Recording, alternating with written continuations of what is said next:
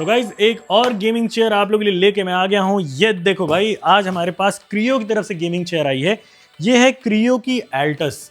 अब इस चेयर के लिए मैं इसलिए बहुत ज़्यादा एक्साइटेड था क्योंकि इसका प्राइस, भाई एक टाइम पे मैं भी इसी प्राइस के आसपास में चेयर ढूंढ रहा था और भाई कोई भी चेयर नहीं मिल रही थी। जो भी गेमिंग चेयर देखो भाई 20,000 25,000 से नीचे कोई चेयर ही नहीं।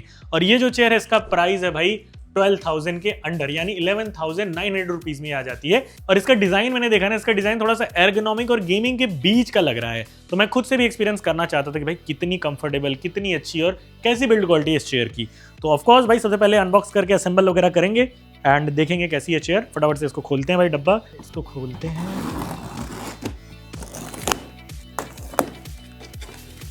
इसके हैंड रेस्ट,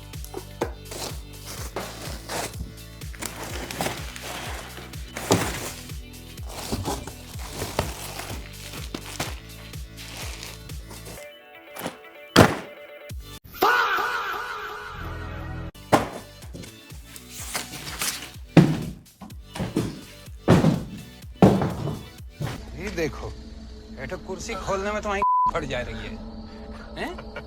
तो हाँ भाई, इतनी सारी चीज़ें चेयर के अंदर निकली हैं। देख सकते हो इसका बेस हो गया एंड इसका बैक रेस्ट एंड इसके ये सीट और नेक रेस्ट वगैरह सब कुछ अच्छे से असेंबल करता हूँ मैं। फिर उसके बाद डायरेक्टली आपसे मिलता हूँ।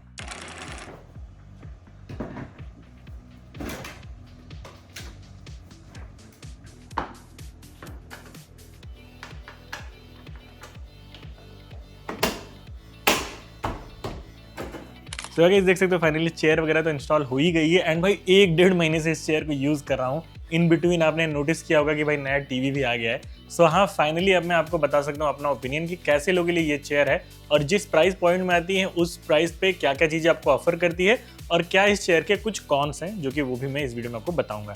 तो सबसे पहले बात कर लेते हैं इस चेयर के आर्म रेस्ट के बारे में। तो यहाँ पे आपको 3D एडजस्टेबल आर्म रेस्ट मिलता है, जहाँ पे आप हाइट एडजस्ट कर सकते हो, पोजीशंस एडजस्ट कर सकते हो, उसके अलावा लेफ्ट राइट भी ऐसे कर सकते हो एंड ये काफ़ी फ्रीली मूव होता है। बट आर्म रेस्ट में मुझे एक प्रॉब्लम लगी भाई, ये कोई सॉफ्ट मटेरियल या रबर नहीं है, ये एक पॉलीकार्बोनेट या प्लास्टिक का बिल्ड है, कह सकते हो। सॉफ्ट प्लास्टिक है, मतलब हाँ थोड़ा सा ऐसे हाथ रखोगे तो फील होगा कि हाँ भाई ये प्लास्टिक है। अदरवाइज देखने में तो ये रबर ही लग रहा है जैसे बाकी की प्रीमियम चेयर्स में होता है, बट है ये एक्चुअली में एक प्लास्टिक।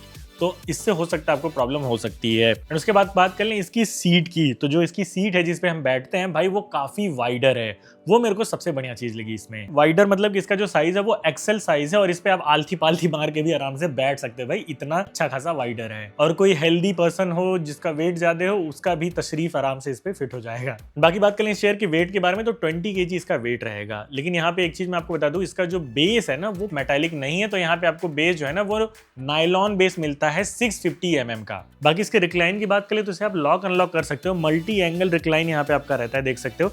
आप किसी भी एंगल पे इसे लॉक कर सकते हो, नीचे से ही होगा ये, फिर इसे अनलॉक कर सकते हो। तो ये काफी सही चीज लगी। 135 डिग्री तक आप ये चीज कर सकते हो भाई।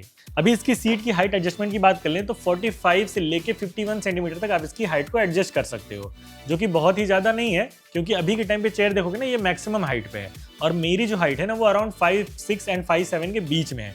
तो मेरे हाइट के हिसाब से मेरे पैर वगैरह जमीन पे आ जा रहे हैं, इवन ये मैक्सिमम हाइट पे है तो भी।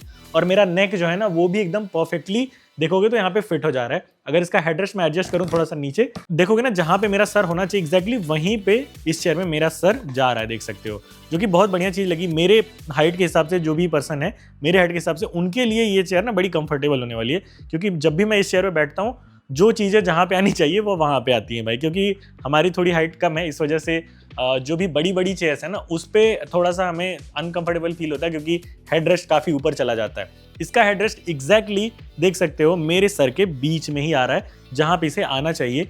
इवन बैक का जो सपोर्ट है ना, जो हल्का लंबा सपोर्ट है इसका, वो भी बहुत ही सही पोजीशन पे है भाई। बाकी इस चेयर के मटेरियल की बात कर ले तो यहाँ पे फैब्रिक प्लस मेश का डिजाइन दिया गया है, जो कि लेदर से ज्यादा ब्रीथेबल होता है। मैं लेदर चेयर यूज करता हूँ भाई, लेदर चेयर यूज करके बहुत पसीना आता है, स्पेशली गर्मियों के दिनों में।